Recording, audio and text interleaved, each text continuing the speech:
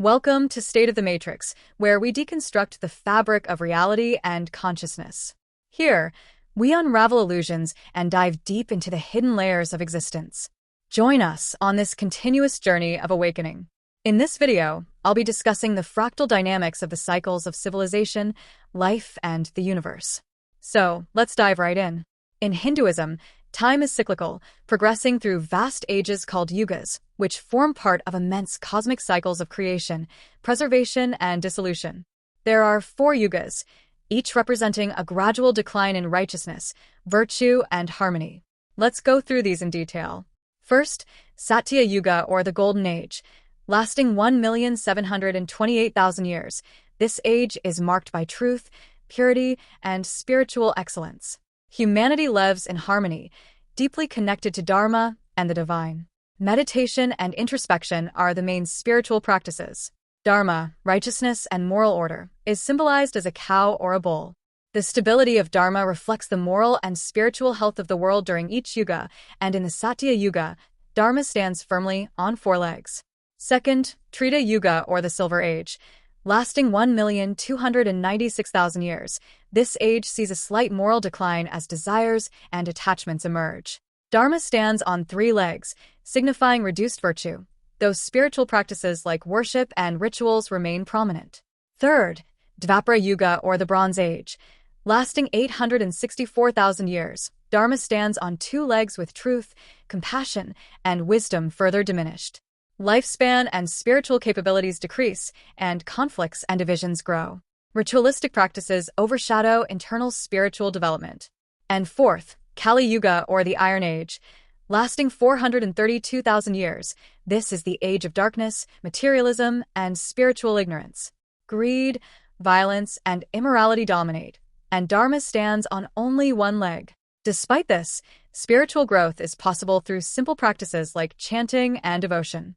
The cycle ends with the prophesied arrival of Kalki, the final avatar of Vishnu, who restores righteousness and initiates a new Satya Yuga. A full Mahayuga spans 4.32 million years, cycling through these 4 yugas.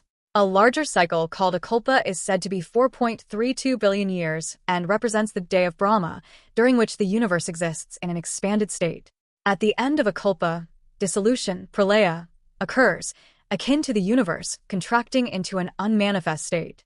After a period of rest, creation resumes with a new kalpa, mirroring the rhythmic breathing of a cosmic organism. Brahma's life spans 100 years, each year consisting of 360 days, or kalpas, amounting to about 311 trillion human years. At the end of Brahma's life, the universe dissolves entirely, which is called Mahapralaya, or the Great Dissolution. This event merges all realms and beings into Brahman, the unmanifest absolute. From this state of rest, a new cosmic cycle begins, perpetuating an infinite process of creation and dissolution. This cyclical view portrays the universe as a living, breathing entity, where expansion, evolution, and dissolution follow an eternal rhythm. Each cycle's rebirth offers fresh opportunities for life and consciousness to evolve and eventually return to the oneness of Brahman. Existence is seen as both eternal and impermanent, with cosmic days and nights maintaining the dynamic rhythm of the cosmos. I personally prefer to see one of these complete macro cycles merely as the cosmic day, which naturally incorporates the night aspect. Also, with reference to modern astrophysics, the life of the universe may be in orders of magnitude longer than those suggested by the Yuga cycles in Hinduism. The Yuga cycle provides a cosmic framework for understanding the progression and decline of moral and spiritual qualities across vast timescales. Despite the challenges of the Kali Yuga, it emphasizes the potential for spiritual growth and renewal. This concept of cyclical patterns resonates with smaller historical cycles, such as the rise and fall of civilizations, cultural epochs, and the life cycle of plants and animals. In the West, the cyclical theory of Strauss and House, which is found in their book called The Fourth Turning, An American Prophecy, bears striking parallels to the Yuga cycles, albeit without direct reference and on a smaller timescale. The fourth turning describes 80 to 100-year cycles of generational archetypes, prophet, nomad, hero, and artist, shaping societal evolution.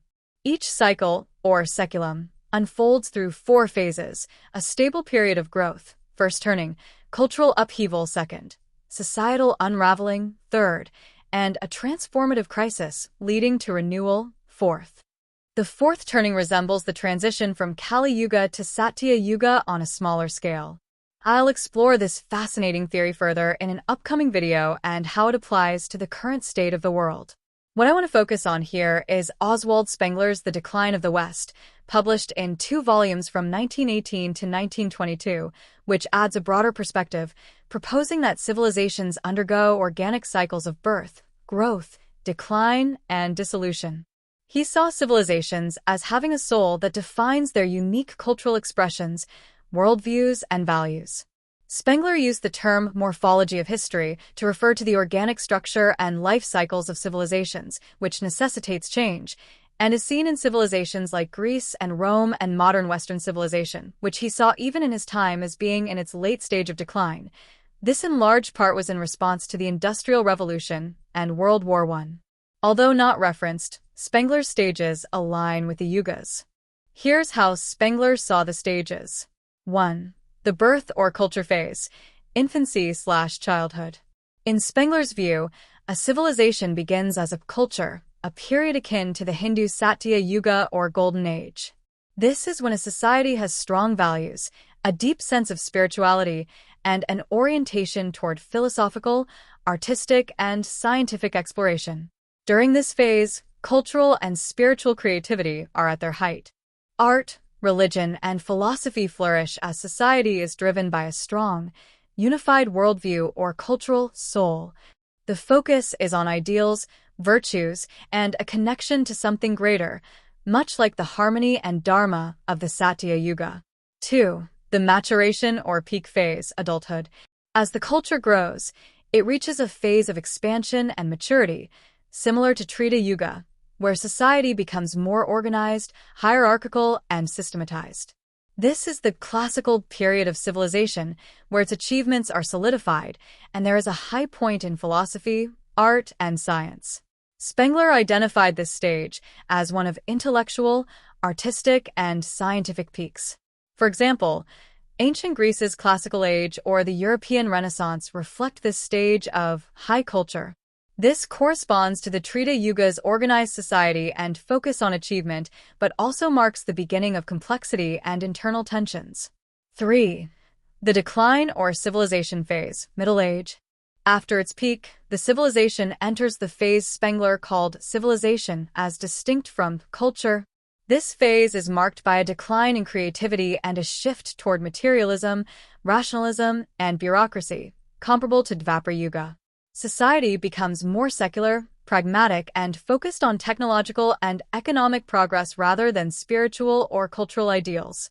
In this phase, art becomes more commercial, philosophy turns into ideology, and religious life loses vitality, echoing the decline in virtue and moral integrity seen in Dvapara Yuga.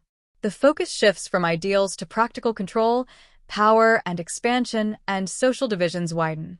4. The decline and collapse phase, old age and death.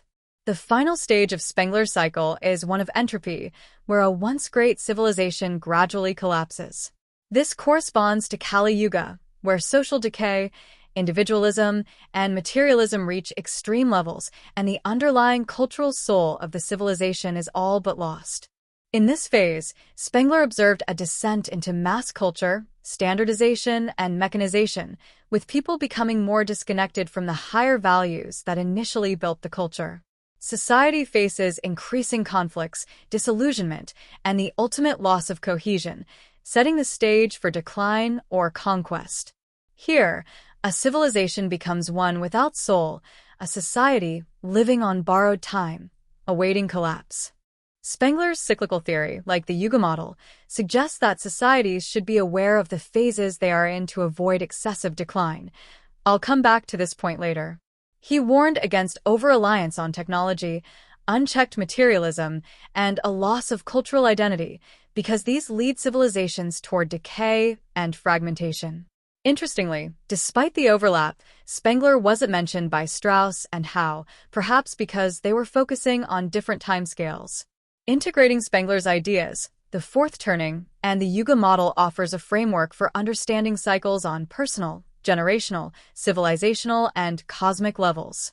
If we view this cyclical framework as a fractal of the manifest universe, its dynamic nature becomes apparent. Furthermore, the multilayering of cycles provides a foundation for a Hegelian dialectic or a spiral of evolving conditions. At the civilizational level, a highly populous and technologically advanced society will experience a different Kali Yuga than one with fewer people and less technological complexity.